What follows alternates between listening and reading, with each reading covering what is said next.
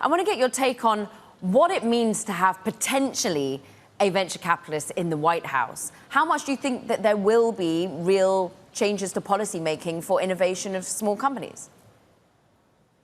Well, thanks for having me. First of all, I think the most important thing is whether there is a change in administration or not. Obviously, as you were just talking about in the previous segment, when it comes to former President Trump, potentially future President Trump, there's always a degree of volatility, uncertainty. There's always palace intrigue. It's not exactly clear that his vice president is going to have all that much influence over him. Certainly, his first vice president did not. But I think it'll be broadly good for much of the tech industry if JD Vance becomes vice president. He's sort of that community, or at least in the past few years in his career, and he shares some of their interests, I think, particularly with respect to deregulating AI and cryptocurrency. I do think it's worth keeping in mind that the tech industry is non-monolithic. There are deep divides within the tech industry, and by definition, the Republican Party isn't in lockstep with them on all of those issues. So, I think when it comes to deregulation, tax policy, AI, cryptocurrency, there is,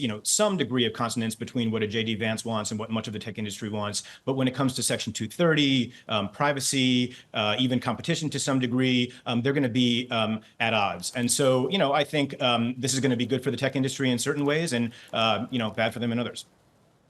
Teddy, good morning. It's Ed in San Francisco. Let's talk a little bit about TikTok. You just heard our analyst, Mandeep Singh, outline a thesis.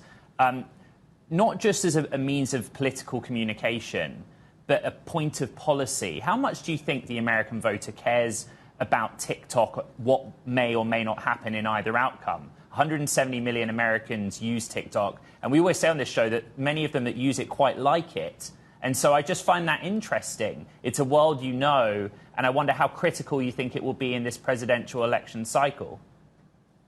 The reality is that, we're a country where you have essentially two options as to who to vote for, and you've got dozens of issues upon which to assess those two options. So it's difficult for any individual issue to change people's minds. Even abortion may not be a decisive voting issue for all that many people as, kind of dominant in the culture as it is.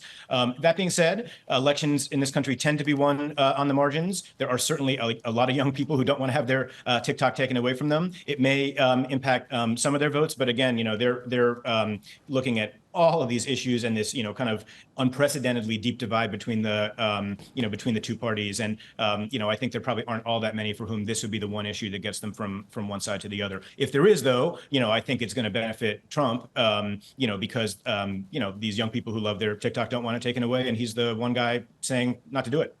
And also using it. And I'm interested as a digital director and former life and still advising with precision. How much should you be leaning into various parts of the social media spectrum right now? How much also have you got to be thinking about artificial intelligence muddying the way in which individuals consume that content? Well, I think every candidate for office has got to be on social media. And I think putting to the side whether you do or don't assess TikTok as a national security risk, and obviously that's a tough thing to put to the side. It's an absolutely critical communications platform, as you were just saying. It's where almost all of America's young people spend their time, a huge amount of time. They're not necessarily there for news, but they're going to get news while they're there. And more broadly than just political news, they're going to get cultural information. It's going to shape what they think about, the culture wars writ large. And so, Democrats, Republicans too have to play there.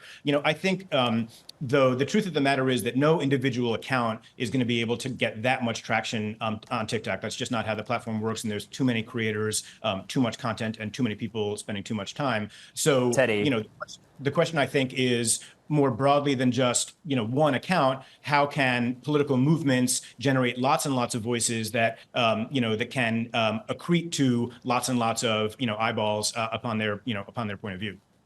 Teddy, you advised Obama on social strat in his re-election. The weekend's events, the assassination attempt, showed the risk of social media, the spread of misinformation. Does either campaign have a handle on how to use it safely? Well, my opinion, of course, is that one of the two campaigns has no interest in using it safely, and I don't want to come across as a hyper partisan, but I just think there's lots of evidence to that effect. I think The truth of the matter is, I think that disinformation is really, really hard to counter.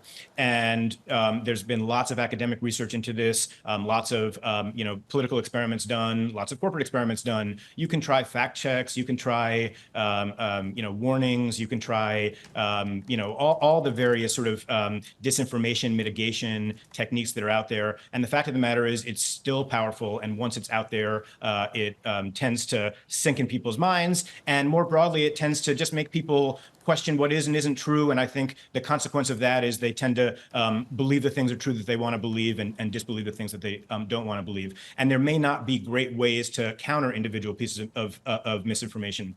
So what you've got to do as a campaign is just try to get your story out there as best you can. Yeah. You can't playing whack-a-mole with different pieces of disinformation. They're just too hard to counter. You've just got to have the most forceful, effective, proactive message you possibly can, and obviously hope that is to to kind of overcome the effects of the disinformation that you're going to have a very tough time countering.